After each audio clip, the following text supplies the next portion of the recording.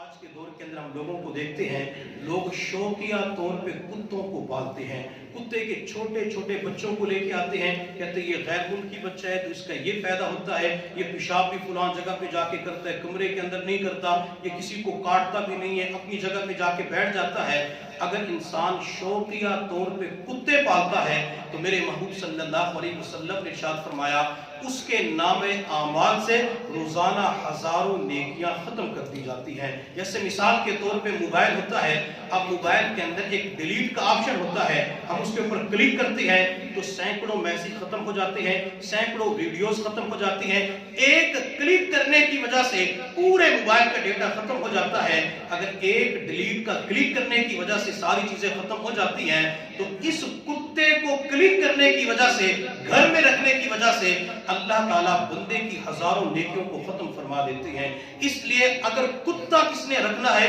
تو گھر کی حفاظت کے لیے کتے کو رکھا جا سکتا ہے، کھیتی باڑی کی حفاظت کے لیے کتے کو رکھا جا سکتا ہے، شکار کے لیے کتے کو رکھا جا سکتا ہے۔ اس کے علاوہ کتے کو شوقیہ طور پہ نہ دکانوں پہ رکھ سکتے ہیں، نہ اپنے گھر کے اندر رکھ سکتے ہیں، نہ شوقیہ طور پہ کسی فارم کے اندر رکھ سکتے ہیں۔ میرے محبوب صلی اللہ علیہ وسلم نے اس کتے کے نجس ہونے کے بارے میں بتلایا، میرے محبوب صلی اللہ علیہ وسلم نے پیشاب کے بارے میں تعلیمات دی ہے۔ اگر کسی کپڑے کے اوپر بچے کا پیشاب لگ جاتا ہے تو شریعت مطالعہ یہ کہتی ہے کپڑے کو 3 مرتبہ دھو کے نچوڑ دیا جائے تو کپڑا پاک صاف ہو جاتا ہے۔ اگر کسی کپڑے کے اوپر یا کسی برتن کے اوپر کتا صرف اپنا لعاب لگا لیتا ہے، اپنی زبان لگا لیتا ہے تو میرے محبوب صلی اللہ علیہ وسلم نے فرمایا کہ اس برتن کو 7 مرتبہ پانی کے ساتھ دھویا جائے اور 8ویں مرتبہ اس کو مٹی کے ساتھ رگڑا جائے۔ تو یہ کتا اتنا نجس اور ناپاک جانور ہوتا ہے،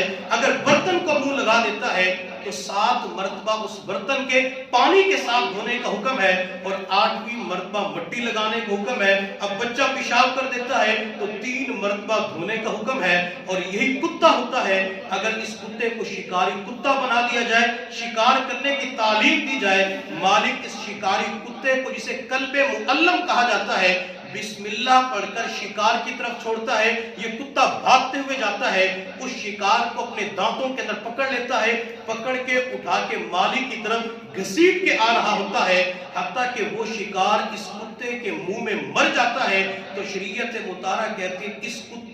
کتے کے منہ کے اندر جو شکار ہے اس کا کھانا تمہارے لیے حلال ہو چکا ہے۔ جب تک کتا شکاری نہیں تھا، کتے کو شکار کی تعلیم نہیں دی گئی تھی تو کتے کا لعاب بھی ناپاک تھا۔ کتا برتن کے ساتھ لگا دیتا ہے لعاب زبان وغیرہ تو برتن ناپاک ہو جاتے ہیں۔ یہی کتا